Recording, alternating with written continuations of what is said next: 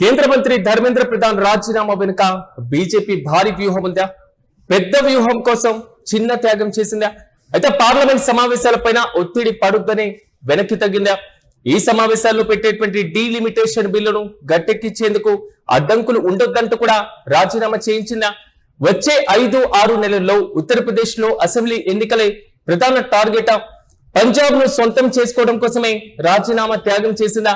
మరోవైపు ప్రతిపక్ష పార్టీలు ఉన్నటువంటి పాలనలో ఉన్న రాష్ట్రాల్లో బలం పెంచుకునేందుకే ఈ స్కెచ్ వేశారా? అసలు రాజీనామా అస్త్రంతో కాంగ్రెస్ ను ఇరుకును పెట్టబోతున్నారా? అసలు ఈ మొత్తం అంశాలు మాత్రం రోజుకు మలుపు తిరగడం మాత్రమే కాదు, బీజేపీ భారీ వ్యూహాలపైన కూడా అనేక అనుమానాలకు కూడా దారితీస్తున్నాయి.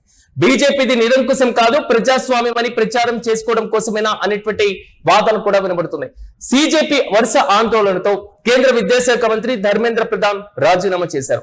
కానీ రాజీనామా చేసేటువంటి చివరి క్షణం వరకు ధర్మేంద్ర ప్రధాన్ కు కేంద్ర మంత్రులు, బీజేపీ అధిష్టానం, బీజేపీ నేతలు, ఆర్ఎస్ఎస్ నేతలు వరుసగా సపోర్ట్ చేసినటువంటి వైనం విద్యార్థులు ధర్మేంద్ర ప్రధాన్ పైన అనేక అస్త్రాలు ఎంచుకున్న, అనేక విమర్శలు చేసిన ధర్మేంద్ర ప్రధాన్ రాజీనామా తప్ప ఇతర హామీల అమలుకు, ఇతర సమస్యల పరిష్కారానికి, యువతకు కావలసిన ప్రతి అంశం పైన మేము భరోసానిస్తాం, బాధ్యత తీసుకుంటాం, నిందితుల్ని శిక్షిస్తాం, ఇదే పరంపర వరుస కామెంట్ చేసినటువంటి బీజేపీ చివరి నిమిషంలో తగ్గడానికి కారణం ఏంటి?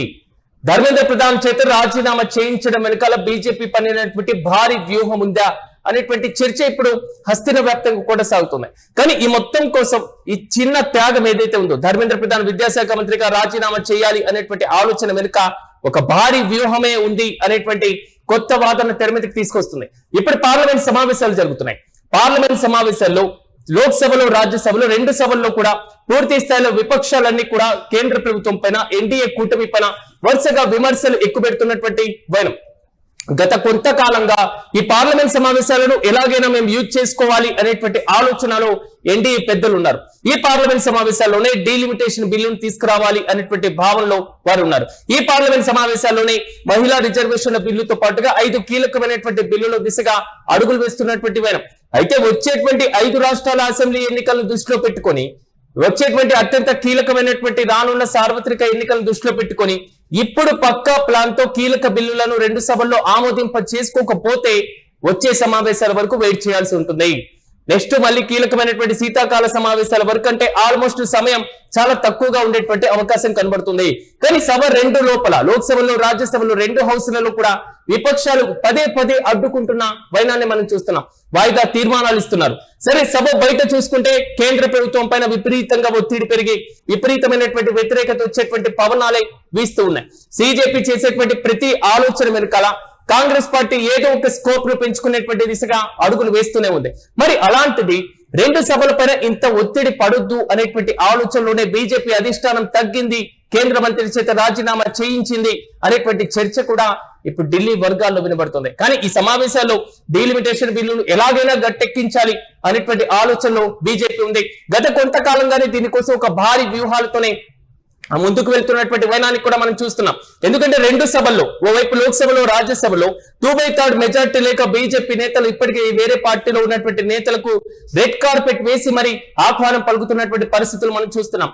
2 సభల్లో కావాల్సిన పూర్తి మెజార్టీ సాధిస్తున్నాము, ఇతర పార్టీలు మనకి మద్దతు ఇవ్వబోతున్నాయి అనేటువంటి దశలో 2 సభలో డీలిమిటేషన్ ఆల్మోస్ట్ ఫిక్స్ అయిపోతుంది, బిల్లు పాస్ అయిపోతుంది, చట్టం అయిపోతుంది. ఈ సమావేశాలు ఎలాగైనా మేము క్లియర్ చేసుకోవాలి అనే ఆలోచన చేస్తున్న ఈ తరుణంలో అసలు సభలో అడ్డగింత, బయట వ్యతిరేకత, ఏం చేయాలో ఆలోచన పొందుపోక తాజా రాజీనామా అస్త్రాన్ని బీజేపీ దగ్గర నుంచి వస్తే సభల నిర్వహణకు క్లియరెన్స్ తో పాటుగా కీలక బిల్లులు ఆమోదించేందుకు, గట్టెక్కేందుకు అవకాశం ఉంటుంది అనేటువంటి ఆలోచనలో బీజేపీ అధిష్టానం ఉంది అనే వాదన కూడా వినబడుతుంది.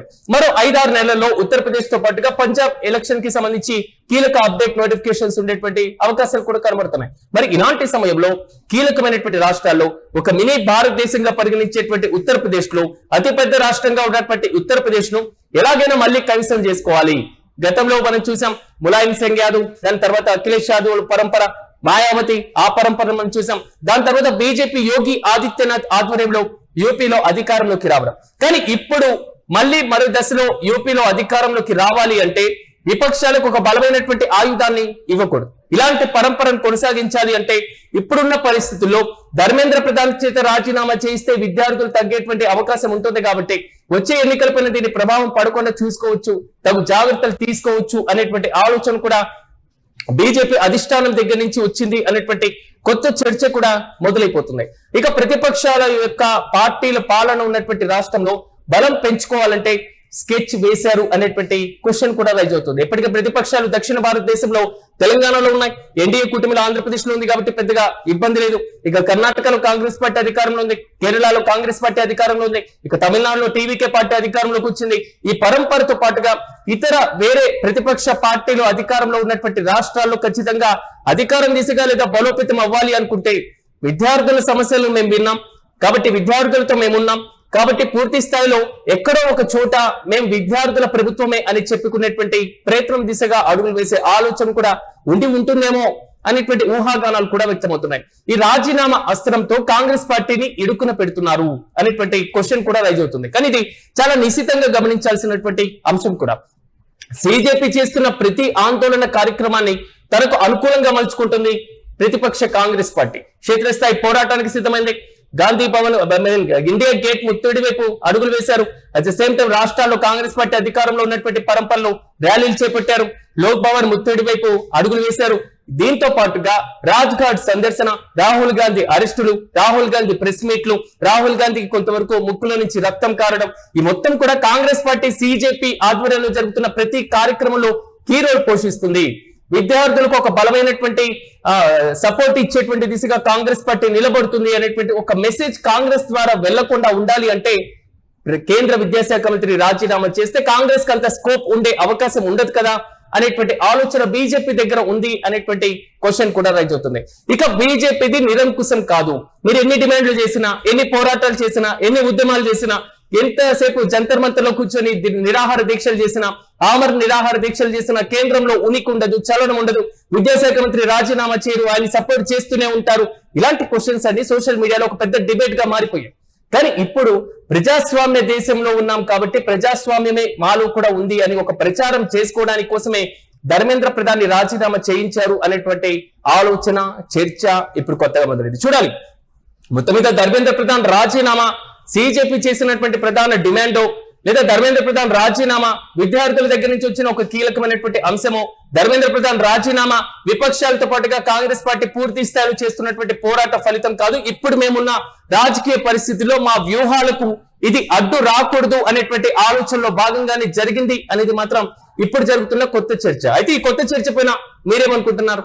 ఎందుకంటే కేవలం కాంగ్రెస్ పార్టీయో లేకపోతే బీజేపీయో లేకపోతే సోనం వాంగ్చువో వీరందరూ కూడా పూర్తి స్థాయిలో దీక్ష నిర్వహించారు, ఉద్యమాలు చేశారు, పోరాటాలు చేశారు, విద్యార్థులు జంతర్ మంతర్లో 37 రోజులుగా కీలకంగా వ్యవహరించారు అనేటువంటి చర్చ దగ్గర నుంచి వాటిని పులి స్టాప్ పెట్టడం మాత్రమే కాదు, మేము చేయాల్సినటువంటి ఒక ప్రక్రియకు ఇది అడ్డొస్తుంది అనేటువంటి ఆలోచన బీజేపీలో ఉంది. కాబట్టి ధర్మేంద్ర ప్రధాన్ చేత రాజీనామా చేయించారు అనేటువంటి సరికొత్త వాదన పైన మీ అభిప్రాయాన్ని కూడా కామెంట్ లో తెలియజేయండి.